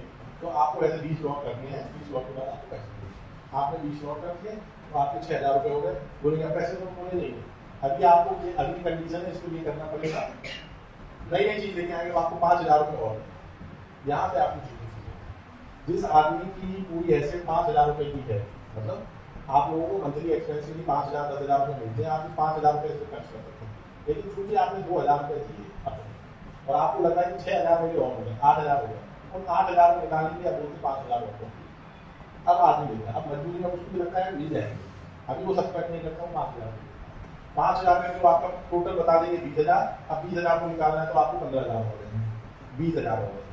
तो जो ये बात है कि अपने पैसे निकालने के लिए और पैसे देने, उसमें आदमी फंसता है। पहले आप जितने दे सकते हो वो देते हो, और ये बिल्कुल सच बात है। हमारे सभी जो बच्चे हैं, किसी के पास कोई अंगूठी होगी, कोई चेन होगी, कोई घड़ी होगी, उसके लिए वो आदमी आपको कुछ सलाह देगा या नहीं तो इतने पैसे हो गए, आपकी ये जो गोल्ड चेन आपने पहन रखी है इसका फला जगह जाके आप गोल्ड लोन ले लो, इतने पैसे दे दो आपको तुरंत 2 लाख रुपये मिल जाएंगे। ये आपने जो 50,000 का गोल्ड चेन रखोगे तो आपको 2,000 का इंटरेस्ट आता, 2 दिन बाद वापस मिलोगे। आप उसमें बेवकूफ बनते हो। जब तक ये बात आप किसी और से शेयर नहीं करते हो, जब तक आपके पास पैसे देने की कैपेसिटी है, तब तक आप पैसे। हमारे पास एक हमारे कुक हैं जो रिटायर हो गए, उनका बेटा अब वो कॉलेज में था, सीनियर ऑफिसर क्या वो थे, उस बंदे ने रिटायरमेंट में वैसे 3 लाख रुपये दिए। उसने लगा उसकी बहन की शादी होनी थी कि मैं तो पिताजी की हेल्प करूँगा, वैसे तो मैं पढ़ाई कर रहा हूँ, वैसे ही नहीं। तो मैं उसको बता दिया आपको 10 लाख हो गए हैं और धीरे धीरे करके उससे 3 लाख रुपये दिए, क्योंकि उसके पास उतना ही एक्सेस था। अगर उसके पास 30 लाख का एक्सेस होता तो उससे 30 लाख। लोगों ने ये 2,000 रुपये शुरू करके करोड़ों रुपए तक भी वर्क फ्रॉम होम वाले तौर में दवाई। तो इस तरीके का अगर कोई आता है तो जब तक वो बिना पैसे दिए आपको पैसे दे रहे हैं, भले 12 रुपये है 10 रुपये, तब तक तो आप ले लो। कोशिश करो सिर्फ UPI का ही शेयर करो। जब भी ये बोलते कि नहीं आपको जेब में पैसे देने हैं तो बोलो आई हैप्पी विद 12 तो 500 600 रुपये। ये बहुत ही कॉमन फ्रॉड है और बहुत यंग बच्चे इसका वो बन जाते हैं, इसका शिकार होता है। इसका आपको ध्यान रखना है। और इसमें एक जो और क्लास है जो यंग गृहिणी होती है, जो अदरवाइज हाउस वाइफ होती है, वो भी इसका, जिन्होंने अच्छे से पढ़ाई की होती है, जिन्हें लगता है कि आई कैन कंट्रीब्यूट फाइनेंशियली, वो भी इसका बहुत शिकार है। इसका आप लोगों को बहुत ध्यान रखना है, जो भी आपके आसपास के लोग हैं उनको ये बताना। नेक्स्ट है इन्वेस्टमेंट फ्रॉड। आप नहीं होंगे लेकिन आपके साथ के जो लोग होंगे, पिताजी माताजी बड़े भाई जॉब कर रहे हैं, वो आपको ऐसी अपॉर्चुनिटी बताएंगे इन्वेस्टमेंट में कि it is too good to miss, और आपको बोलेंगे कि ये आप करें। तो मैं आपको अपना ये मेरा सरकारी फोन है, जो पुलिस का है, DCP का फोन है, इसमें ऐसे ग्रुप बने हुए हैं, मतलब जो मुझे ये है 9 शर्मा इन्वेस्टमेंट फंड, कुछ भी ऐसा नाम आएगा, ठीक है। ये 9 यानी 9 नंबर का ग्रुप, ऐसे इनके 100 ग्रुप होते हैं। और ये शर्मा इन्वेस्टमेंट फंड जैसे हजारों नाम है, जिसको भी जैसे एंजल ग्रुपिंग है उसका आ जाएगा, बजाज फाइनेंस है उसका आ जाएगा, और जो जेन्युइन आदमी है ना उसका फोटो लगाएंगे, जिसको आप सर्च करोगे गूगल पे तो वो आदमी होगा। जाते स्टूडेंट वाला भी दुनिया में नहीं है, लेकिन ये इन्वेस्ट कर उनको सब जानते हैं, उनका फोटो लगाएंगे कि भाई ये उनका ग्रुप है। आप बहुत ही मतलब रैंडमली आपको सिलेक्ट किया, आपको भगवान ने सिलेक्ट किया कि आपको स्टूडेंट वाला क्या ग्रुप। ऐसे कई ग्रुप हैं जो चलते हैं, और शुरू में वो आपको सिर्फ इन्वेस्टमेंट का ज्ञान देते हैं। उस ग्रुप में 100 आदमी होते हैं, जिसमें से 99 आदमी को एक ही आदमी चलाता रहता है फ्रॉड वाला, एक आदमी को विक्टिम होता है, जो आप में से कोई होगा या मैं। वो जो बात बोले बाकी 99 आदमी उस बात को सपोर्ट करते हैं, सेम आदमी एक कंप्यूटर में बैठ के हाँ भाई 30 लाख रुपए में आपको एक इंस्टीट्यूशनल प्लान देगा, 30 लाख रुपए में आप देंगे, आपको 500% का रिटर्न मिलेगा पर क्वार्टर। मैथमेटिक्स है आपको, कोई मैथ्स का स्टूडेंट है कोई मैथ्स के, आप बताओ भाई अगर 500% का रिटर्न मिल रहा है पर क्वार्टर, 500% का मतलब हुआ कि 5 मतलब 6 गुना हो जाएगा। अगर आपने कोई चीज 1 रुपये आज लगाया तो 3 महीने में 6 गुना हो जाएगा। तो आप इस क्लास को बताओ, मोबाइल से आप यूज कर लो कैलकुलेटर, कि अगर आपने आज 1 रुपये लगाया, हर 3 महीने में 6 गुना हो रहा है, तो 3 साल में कितना हो जाएगा? 3 साल में 12 क्वार्टर हो जाएगा। 1 रुपये बस आपको आज इन्वेस्ट करना है, तो 3 साल में 1 रुपये कितने हो जाएंगे? हर 3 महीने में वो 6 टाइम हो जाएगा। इसका आएगा जो आपने प्रिंसिपल इन्वेस्ट किया है into 6 to the power n, where n is the number of quarters। तो नंबर ऑफ क्वार्टर 3 साल में कितने हो गए? 3 हो गए 12। 6 की पावर 12 करो कितनी होती है 6 की पावर 12?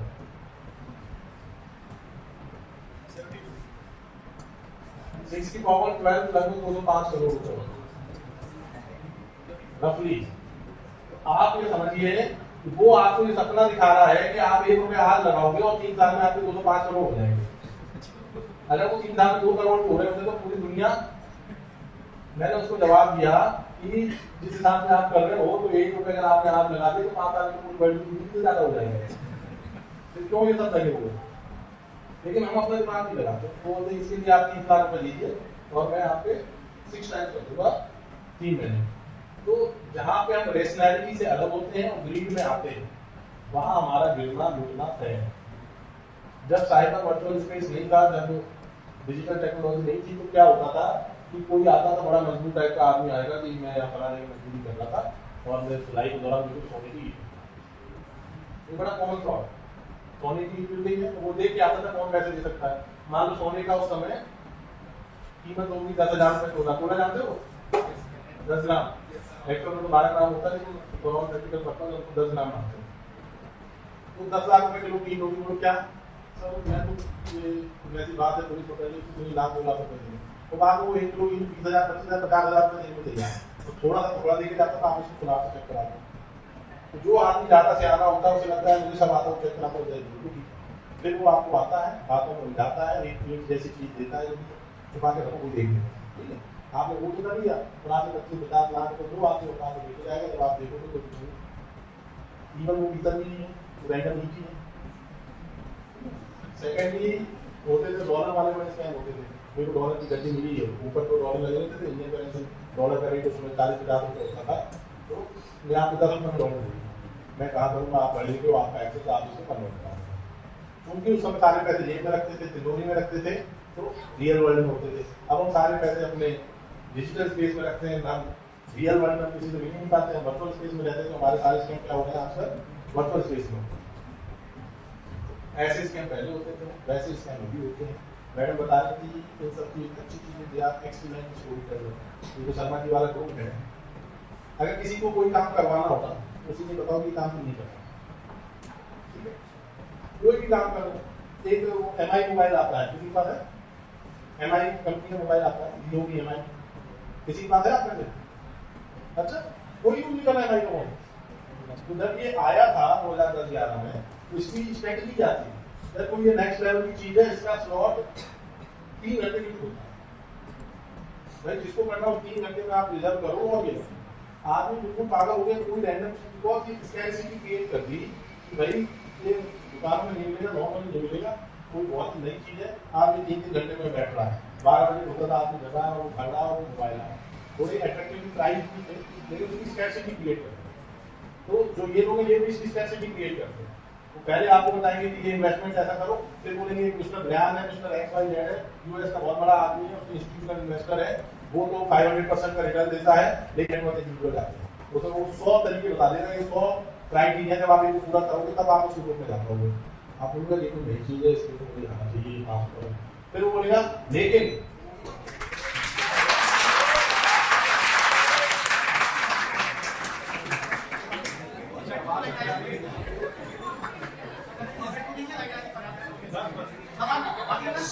मैं आप लोगों का ज्यादा समय नहीं लूंगा, सबकी आवाज आनी पड़ेगी, मैं इसी बात को बता के फिर वो आपको बोलता है कि इसमें 100 क्राइटेरिया है, इनको आप फुलफिल नहीं करते नहीं कर सकते, लेकिन उसमें जो 99 आदमी इसके ग्रुप में है वो सब अपना इमोशनल मैसेज टाइप करते हैं, सर प्लीज करवा दीजिए क्या, फिर बोलेगा ये तो 20 लाख रुपए बहुत इंपॉर्टेंट है, अगर आपने अपने घर वालों को भी शेयर कर दिया, उसे पता चल गया तो आपके पूरे पैसे डूब जाएंगे। ऐसे 50 तरीके की कंडीशन और स्कार्सिटी, 4 बार बोलेगा मैंने उससे बात की, उसने मना कर दिया।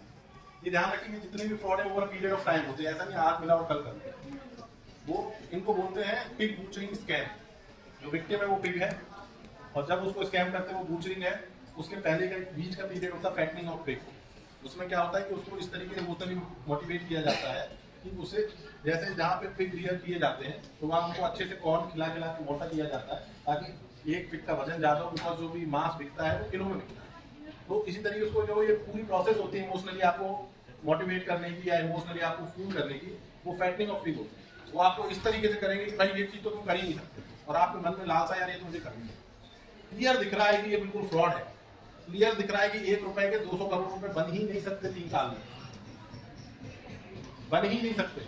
कुछ भी कर लो, किसी भी तरीके का आप इन्वेस्टमेंट कर लो, मल्टी बैगर हो जाए कंपनी, 100 गुना हो जाए, 1000 गुना हो जाए, लाख गुना हो जाए, तो भी 1 रुपए का 1 लाख बनेगा। अगर 3 साल में किसी कंपनी ने अपना कैपिटल 1 लाख गुना भी कर दिया तो 1 रुपए का 1 लाख बनेगा। 200 करोड़ नहीं बन सकता। लेकिन हमारे ऐसा वो पर्दा डालते हैं कि बंदे हो जाते हैं, ध्यान नहीं देते। और जब बिल्कुल इसमें होते हैं कि बस अब बोले यार उसने मेरे को विंडो दी है, ब्रांड मान गया, लेकिन सिर्फ अगले 6 घंटे में जो बनेगा उसी के लिए आदमी सब कुछ नहीं सोचता। जो भी 20 लाख 30 लाख रुपए मांगते हो 20-30 तो आप उस पर देते हो, बाकी इसलिए देते हो कि वो 30 लाख आपके फंस गया, उसे आपको वापस चाहिए। तो इस तरीके की बातें आप अपने घर में जो भी सीनियर है उन्हें बताइए। आप लोग भी जब बड़े होके नौकरी करेंगे, इन्वेस्टमेंट करेंगे, तो जब तक किसी से आप रियल ना मिलने, इन्वेस्टमेंट करना है, कोई ब्रांड आपको मिल ही रहा है, अगर वो मान लो अमेरिका में ही बैठा है और आपको 30 लाख करने हैं, तो जाओ 2 लाख खर्च करके उसे मिलाओ अमेरिका में। अगर जेन्युइन है 28 लाख रुपए कर देना इन्वेस्ट, बिना मिले किसी को भी कोई पैसे नहीं देने, कुछ भी हो जाए। जब भी आप फॉलो करोगे तो इस तरीके से बच जाओगे। अब मुझे लग रहा है आप सभी लोग विचलित हो रहे हो। एक डिजिटल अरेस्ट बनता है, बचता है। डिजिटल अरेस्ट होता है आपको फियर से। जो 3 चीज होती है, ignorance, grid and third one is fear. Digital arrest में कोई आपको फोन करके बोलेगा कि आपका जो फोन है या आपका जो एक हमारे पास एक जेएनयू का एक बच्चा है, उसके अच्छा बच्चा, आप उसको देखो बिल्कुल बॉडी बिल्डर, मतलब रियल वर्ल्ड में तो कोई उससे बदतमीजी करने की सोच नहीं सकता। उसकी सगी बहन उसको मकान वगैरह कुछ दिल्ली में खरीदना था, उन्होंने जमीन, यूपी का बच्चा है, जमीन बेची, वो पैसे उसके अकाउंट में रखेंगे, दिल्ली में आके उसको एक दिन फोन आता है कि आपका ऐसे ही आपका ये मोबाइल, और ये हमेशा उसके ईडीआर पे कॉल आते हैं कि आपका जो ये मोबाइल नंबर ही बंद होने वाला है, टेररिस्ट एक्टिविटी में पकड़ा है। तो ये बोलते हैं कि नहीं ऐसा तो कुछ नहीं हुआ, नहीं लेकिन हमारे पास तो ये दिखा रहा है। बोलते नहीं ऐसा कुछ नहीं हुआ, तो ऐसा कुछ नहीं हुआ तो मैं आपको फला पुलिस से, मान लो मुंबई पुलिस से कनेक्ट कर रहा हूँ, आप उनको अपना बयान दे दीजिए और ये मैटर खत्म हो जाएगा। आपको लगता है क्यों इसमें पड़े एक बयान देने से मेरा मैटर खत्म हो जाएगा। जब आप जैसे ही एक्सेप्ट करते हो कि हाँ मैं मुंबई पुलिस से बात करूँ, मतलब आप चीट हो गए। अगर आपने पहले उसका फोन काट दिया, अरे भाई तेरे को जो करना कर ले, जो करना कर ले भाई, तेरे को अरेस्ट करना आ जाए मेरे पास, कर ले जा अरेस्ट। मैं तो हूँ अपनी जगह पे जहाँ पे भी आप लोग हॉस्टल में हो, घर में हो। लेकिन जहाँ आप मुंबई पुलिस, कभी मुंबई पुलिस बोलते, कभी सीबीआई बोलते, कभी ईडी बोलते, जहाँ आपने बात की, अब फिर जब बात करते हो वो बयान लेते लेते आपको पूछता भैया कौन हो, आप बोलो मेरा नाम रामलाल है, पिताजी का नाम श्यामलाल है। पिताजी क्या करते हैं, फला कॉलेज में प्रोफेसर है, उनने आइडिया लग दिया, वहाँ उनकी टीम बैठी है, रामलाल श्यामलाल की पूरी प्रोफाइल निकाल दी, उन्होंने देख लिया कि प्रोफेसर है, मतलब इसके बाद 20-25-50 लाख रुपए हो गए। ठीक है, आपने मुझे नहीं, मेरे पिताजी तो रिक्शा चलाते हैं, बोले चलो छोड़ो तुम्हारा, because they are in business mode. उनको आपके साथ कोई ठिठोरी नहीं करनी है, उनके लिए आप प्रोस्पेक्टिव कस्टमर हो।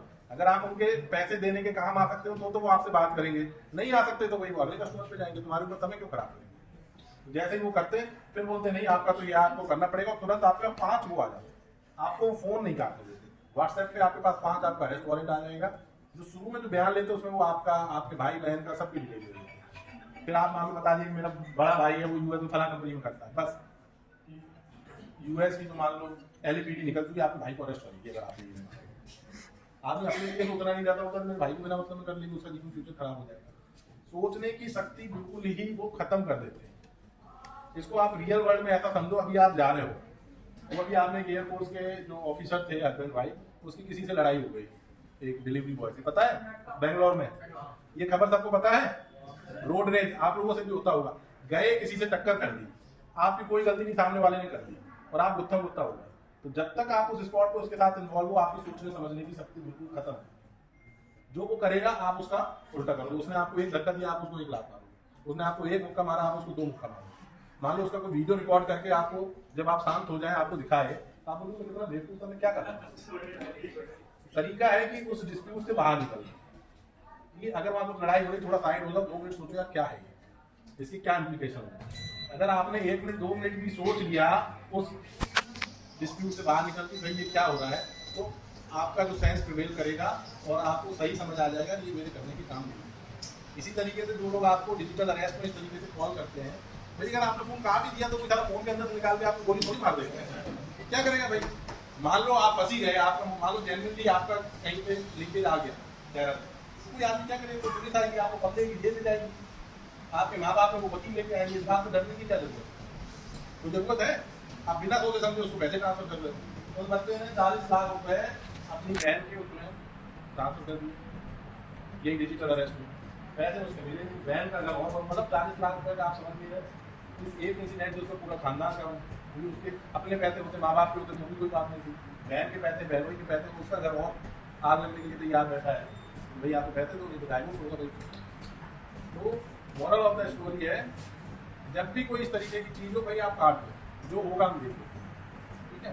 पुलिस आपको कभी भी डिजिटली अरेस्ट नहीं कर सकती, और मान लो आपने कुछ गड़बड़ कर ही दिया, अब आप जा रहे हो और आपकी गाड़ी से एक्सीडेंट हो ही गया, क्या करूँगी, ठीक है, तब तक पुलिस थाने बुलाओ, वो देखेंगे क्या होगा।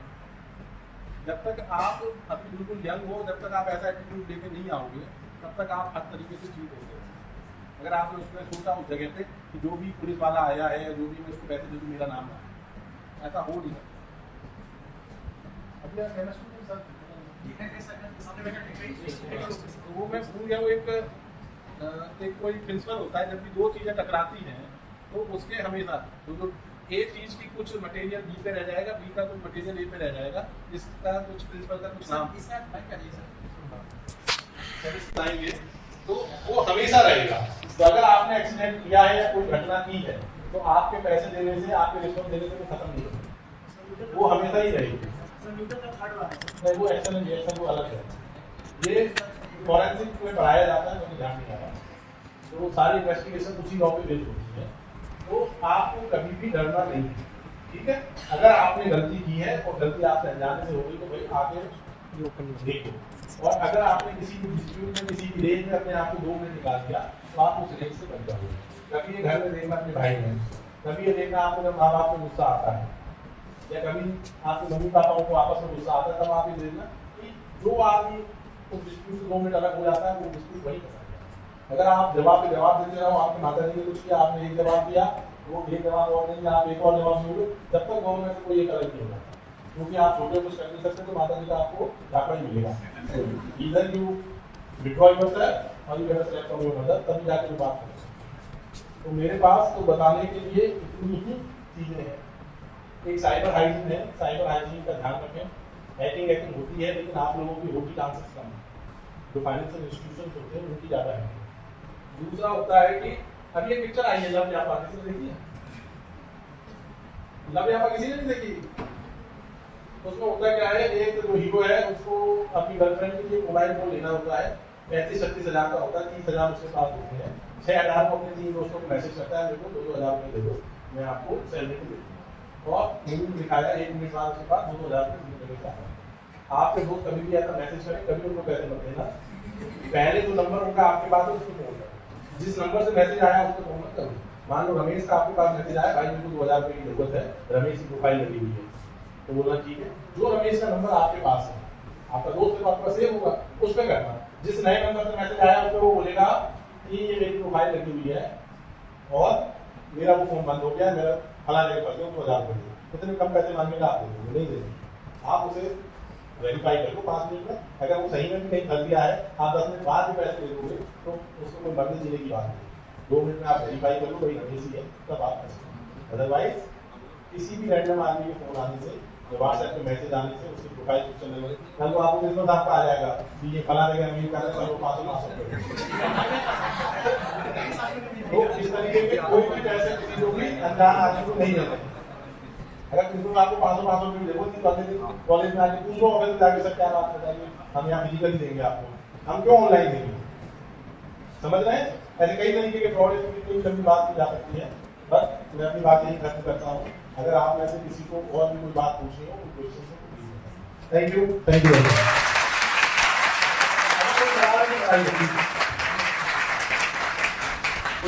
मच। क्वेश्चन किसी और इसमें बिजनेसमैन फैमिली कौन है और किसके घर में बिजनेस होता है कोई है? तो आपको जाके अपने पिताजी, माताजी, चाचा जी जो भी बिजनेस उनको बताना है। एक बहुत स्कैम आया कि अपने अकाउंटेंट को ये समझा दें कि अगर जैसे आपके पिताजी है, अगर उनके प्रोफाइल पिक से आए कि मैं कहीं फंसा हुआ हूँ और 20 लाख रुपए में डील कर रहा हूँ, कर दो, तो अपने अकाउंटेंट को बता दो नहीं करना। जब तक मैं खुद फोन करके बात करके ना बोलूँ, जो भी ऑनर उस कंपनी का है, उस दुकान का, खुद फोन करके बात करके ना बोले, अकाउंटेंट से never transfer money just on the message coming on WhatsApp. दिक्कत होता है इसमें करोड़ों रुपए के 10-10 करोड़ सिंगल ट्रांजेक्शन। ये बात अपने पिताजी को जरूर बताया, उनसे एक बार अपने अकाउंटेंट को कन्वे करवाएं, ऐसा नहीं करना है। वो जीरो पहले मेरे फोन में बात करें, मालूम मैं हवाई जहाज में खड़ा हूँ और बिल्कुल ऐसी स्थिति है कि पैसे ट्रांसफर नहीं हुए तो कुछ हो ही जाएगा, तो भी मत करना, तो हो जाएगा। देखो होने वाला हो चार लोग और उनको बताएंगे भाई इतना कुछ होने वाला है, ठीक है। इस तरीके के आते हैं फोन कि मैं फंसा हुआ हूँ और वो फोन खत्म हो गया, नया फोन है इसको आप कर लो और मैं फला डील कर रहा हूँ, इसको 2 करोड़ रुपये का। अगर आपके घर में इतने बड़े बिजनेस मैन है तो ये आपको बताने की जरूरत है। जैसे हम लोगों ने व्हाट्सएप पे पर्सनलाइजेशन किया है, लेकिन बॉस कहते हैं आप अकाउंटेंट हो, आप इंटरव्यू में जाते हैं, बॉस का मैसेज आया है तो बकायदा आपको नाम लिख के करेगा, आप रमेश हो तो लिख के आएगा Ramesh I am Hemant, my other number is not working and please. और वो चेक कर लेते हैं आप विदेश में, बाहर में आप ट्रैवल कर रहे हो, तो उस समय कभी जब आप एक्चुअल में रीचेबल नहीं, तो मैं बताऊँ ये है क्या फंड में कितना पैसा पड़ा ये है, मैं फला कंपनी से डील करूँ, एडवांस देना आपको। Thank you, thank you.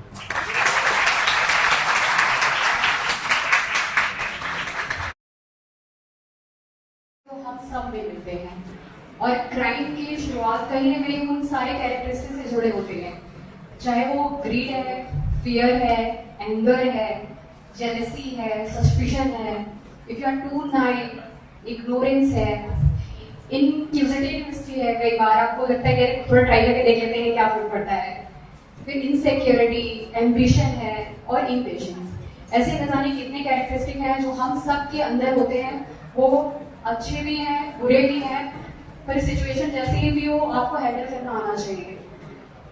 Thank you so much sir कि आपने इतना समय दिया और हम सब का एक तरीके से मुझे लगता है सिर्फ बच्चों का नहीं, हम सब के लिए भी एक लर्निंग लेसन है यहाँ पे। इसके साथ साथ मैं 2 वर्ड बोलूंगी जो जा रहे हैं। एक वर्ड है, इसको मैंने कोविड के टाइम पे एक्चुअली पढ़ा था, that is known as romance scammer. आप इस पे बहुत सारी स्टडीज हुई है, उसको डेफिनेटली पढ़िएगा कि क्या कॉन्सेप्ट है, सर की बातें आपको ज्यादा समझ में आएगी एकेडमिकली। एंड दूसरी चीज की आगे बढ़ने से पहले मैं सर को एक और सीरीज करेंटली आई है, बहुत ही ज्यादा इंटरनेशनली एक्लेम्ड है, that is known as adolescence. मैं सबको सजेस्ट करूंगी, वो बच्चा हो बड़ा हो उसको जरूर देखना चाहिए, if you want to understand the psychology of the child and how digital media is affecting this. Sir इनके एग्जाम चल रहे हैं प्रैक्टिकल बहुत सारे, इसलिए now I would request Anil sir to come forward and give a word of thanks contribute. House is open. चलिए ठीक है, ऐड करिए प्लीज प्लीज।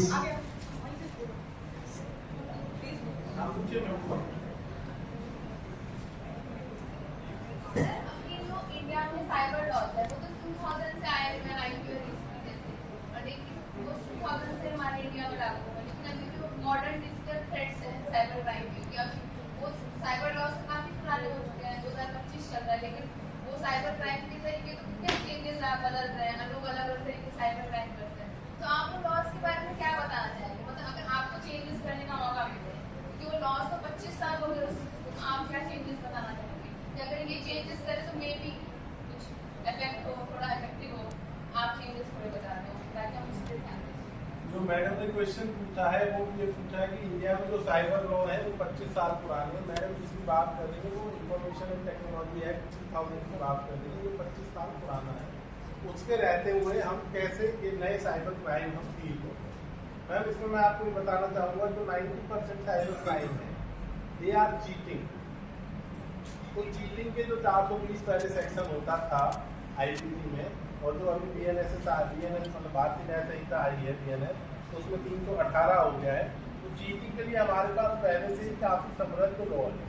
इसके अलावा जो नए क्रिमिनल लॉ आए हैं बीएनएस, बीएनएसएस और जो हमारा एविडेंस एक्ट आया है, तो उसमें जो पहले ऑर्गेनाइज क्राइम था उसके लिए कुछ नहीं था पुराने लॉ में आईपीसी। नए लॉ में ऑर्गेनाइज क्राइम के लिए भी, तो जो नए लॉ आए हैं उसमें काफ़ी नई चीज़ें आई हैं जिससे हम इस तरीके की जो इवॉल्विंग थ्रेट है उनको, और कुछ समय में जो आईटी एक्ट है वो भी फर्दर रिव्यू होगा। आईटी एक्ट में बहुत ज़्यादा दिक्कतें हम लोगों को नहीं है, दिक्कत सिर्फ इसमें ये है जब वो आया था तो ये था कि कोई अगर किसी में आईटी एक्ट का सेक्शन लगा तो पहले एसीपी लेवल का अधिकारी उसे कर सकता था इन्वेस्टिगेट, बाद में उसे कर दिया कि इंस्पेक्टर लेवल का कर सकता है। अब इतने केस आ रहे हैं तो हम लोगों की ये रिक्वेस्ट की गई है, जो प्रोसेस चल रही है, उसे एक सब इंस्पेक्टर लेवल का अधिकारी आईटी एक्ट केस कर सकते, जो मीडिया अगले कुछ महीनों में ये भी बदलाव हो जाएगा, बिकॉज ये सरकार के पास तो ये उसमें कंसिडरेशन में।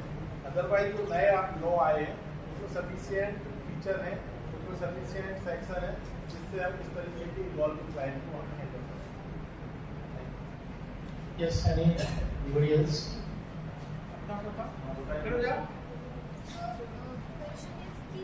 जैसे आपने अभी बताया कि बहुत सारे न्यू लॉज वगैरह आ रहे हैं, तो उन लॉज को इम्प्लीमेंट करने के लिए क्या हमारे पास स्पेसिफिक अलग से पुलिस सर्विस है कि जो उस पर वर्क करती हो, और अगर नहीं है तो यूनिवर्सिटीज एंड ऐसी प्लेसेस पर ऐसी कि साइबर क्राइम तो इंक्रीज होगा।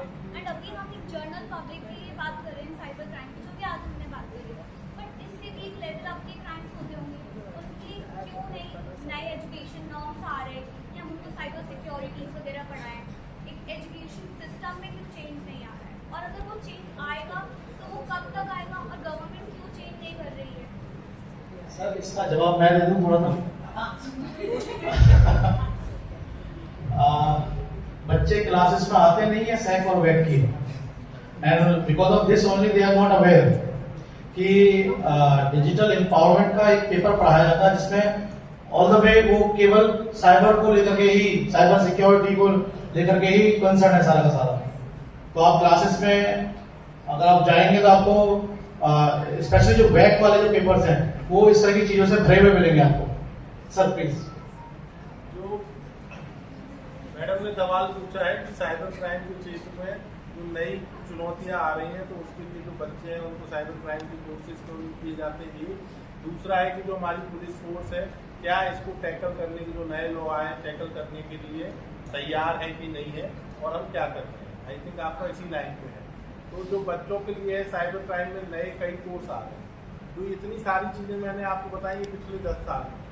जब आप एक लंबा इतिहास देखते हैं तो उसमें 10 साल का समय जो इतिहास की किताब का एक पैराग्राफ नहीं होता। तो बिल्कुल नई चीज़ें हैं, लेकिन इसको टैकल करने के लिए काफ़ी नई चीज़ें आई। जैसे अगर आपको पता हो तो हमारे ऑनरेबल होम मिनिस्टर ने साइबर कमांडो कोर्स की एक शुरुआत की। जितने भी पुलिसकर्मी हैं पहले फेज में 10,000 साइबर कमांडोज की ट्रेनिंग हो रही है। तो दिल्ली पुलिस से भी लोग हैं, ऑल इंडिया में हर जगह ये ट्रेनिंग हो रही है। दूसरा जो हमारी राष्ट्रीय रक्षा यूनिवर्सिटी अहमदाबाद है उसमें साइबर को लेके स्पेसिफिक कई कोर्स हैं। जैसे हमारी जो यूनिट है ISTO, हम जितने भी स्कूल के बच्चे हैं उनके लिए हम एक सर्टिफिकेट कोर्स चलाते हैं। वो सिर्फ एक दिन का होता है, एक दिन बच्चा सुबह से लेकर शाम तक आता है, उसको हम जो बेसिक चीज़ें साइबर हाइजीन की वो बताते हैं और एक सर्टिफिकेट देते हैं। इसके अलावा हमारी टीम हर स्कूल में और हर जिले में एक साइबर थाने हैं, तो स्कूल में विजिट करके जैसे एक लेक्चर हो रहा है इसी तरीके के अवेयरनेस लेक्चर कई दिए जाते हैं। This is with regard to कि स्टूडेंट कैसे करेंगे, और आप अगले 5-10 सालों में देखेंगे साइबर को लेके, साइबर फॉरेंसिक को लेके काफ़ी नए कोर्सेज आपको कैरिकुलम में मिलेंगे। धीरे धीरे जो साइबर हाइजीन की चीज़ें हैं NCERT भी टेकअप कर रहा है। तो धीरे जैसे आपने देखा होगा कि हाथ धोने चाहिए, हाथ धोने के वो तरीके बताते हैं, 7 तरीके ऐसे ऐसे करने चाहिए, वो आपके बच्चों की किताब में दिए जाते हैं। आप डॉक्टर के यहाँ जाए तो वहाँ दिए जाते हैं। इस तरीके से साइबर हाइजीन की चीज़ें NCERT की बुक्स में धीरे धीरे करके इनकॉर्पोरेट करने का प्रपोजल हो गया है। अब वो उसको कंसीडर करके किस स्टैंडर्ड में कितना करना है, they will do it and you will see the change very short. With regard to क्या हमारे पुलिस फोर्सेस तैयार हैं, तो जब भी कोई नई चीज़ आती है तो हम लोग उसको जो हमारे संसाधन है उससे हम करते हैं, फिर उसको हम इवॉल्व करते हैं कि कैसे करें। जब हमारे पास कोविड की थ्रेट आई पूरी दुनिया तैयार थी। पहले फेज में कितना डिस्ट्रक्शन हुआ, लेकिन धीरे धीरे विद इन 6 मंथ हमने अपने आप को अपग्रेड किया, और जब सेकेंड वेव आई तो हमने उसको पूरी अच्छी तरीके से टैकल किया। इसी तरीके की जो साइबर क्राइम है इसके लिए शुरुआत हुई कि हर जिले में साइबर थाना होगा। आज भारत के हर जिले में एक साइबर थाना है। फिर हुई कि हर स्टेट में साइबर फॉरेंसिक लैब होगी। तो अभी हर स्टेट में नहीं है, लेकिन 14 नई साइबर फॉरेंसिक लैब जिन स्टेट में नहीं है उनमें बन रही है। और जो ये साइबर कमांडो बनाए जा रहे हैं, इसका अगले 3 साल में ये लक्ष्य है कि हर थाने स्तर पे कम से कम 2 साइबर कमांडो तैनात हो। तो already we are working on it, government is working on it, और जिस तरीके की ये थ्रेट आ रही है उसको हम सामना करने में, डील करने में काफ़ी सक्षम है, और अपने आप को हम अपग्रेड करें। इधर एक पूछना था, बेटा खड़े हो जाओ। Very good afternoon to panel, respected sir. Sir अभी जैसे हमारे IQAC कन्वीनर सर ने कहा कि what is lost in cyber crime is lost. Sir आपने अभी प्रोटेक्शन के बारे में बता दिया, क्या आप मेरे को ये बता सकते हैं कि मतलब हम जब न्यूज़ देखते हैं एज अ कॉमन पीपल, हम न्यूज़ के थ्रू ज़्यादा रिलाय करते हैं कि साइबर क्राइम में आज ये सक्सेस पाई है पुलिस ने, क्या हो सर गया? सक्सेस जो हम पाते हैं कि हमने डिजिटल अरेस्ट करने वालों को ऐसे अरेस्ट कर लिया है, ये हम बहुत कम सुनते हैं अभी। तो सर मैं आपसे पूछना चाहता हूँ कि why and where are the police and the प्रशासन इज लैकिंग इन दिस। देखिए ऐसी कोई जगह नहीं है कि हम लैग कर रहे हैं। जैसे पहली वेव ऑफ कोविड आई, तो से वी वर नॉट प्रिपेयर्ड।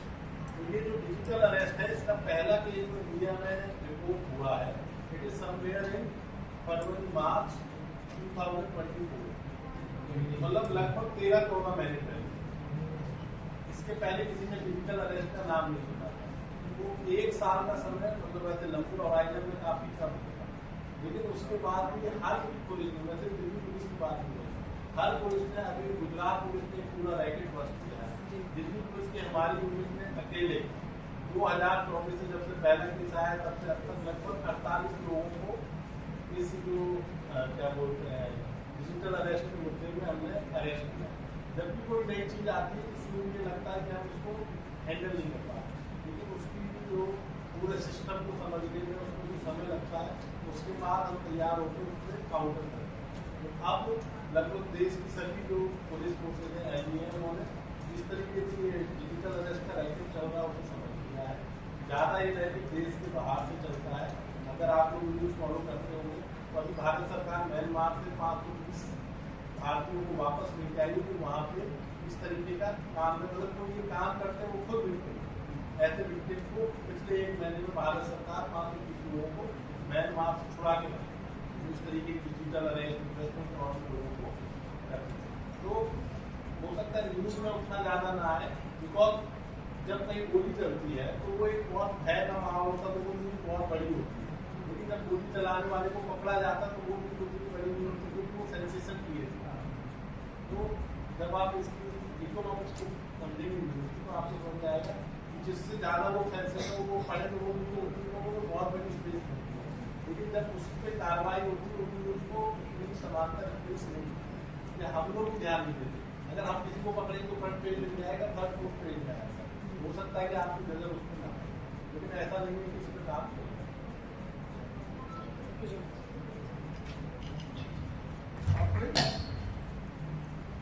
ठीक है, तो मैं भी सर के साथ एक बात इसमें जोड़ूंगा कि हमारी एक टेंडेंसी होती है कई बार कि जब तक हमारे साथ वो सिचुएशन आ ना जाए तब तक हम सब चीज़ों को समझना या जानना शुरू नहीं करते। एक एग्जांपल कोविड का भी है, जिनके परिवारों में और जिनके घरों में कोविड से कुछ कैजुअलिटीज हुई, कुछ दिक्कतें आई, उनको तो पता था कि हाँ कोविड चल रहा है, अदरवाइज बाकी लोग तो उसको मतलब ऐसा भी देखा गया, ऐसा भी एक अनुभव रहा है। तो साइबर क्राइम भी कुछ ऐसा ही है, अगर हम इसको थोड़ा सा पहले से थोड़ा समझ करके चलेंगे तो शायद इस तरह की पॉसिबिलिटीज कम होंगी कि हम उसके शिकार बन पाए। ठीक है, on the behalf of extension lecture committee I would like to thank our today's chief guest professor Veer Bahadur Singh ji for sparing his valuable time for us. Our today's distinguished speaker doctor Hemant Tiwari ji, sir, we are very thankful to you for sparing your time and delivering such a informative talk. We are also thankful to our principal sir, vice principal sir for all the necessary support and guidance, and of course convener of this committee and organizing committee members for arranging such a theme based event for providing this kind of information to the students. Thank you very much, and thank you all for that.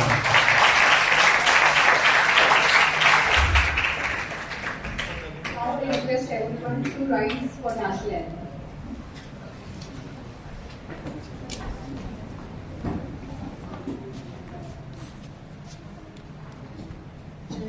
जनगण मन अधिनायक जय हे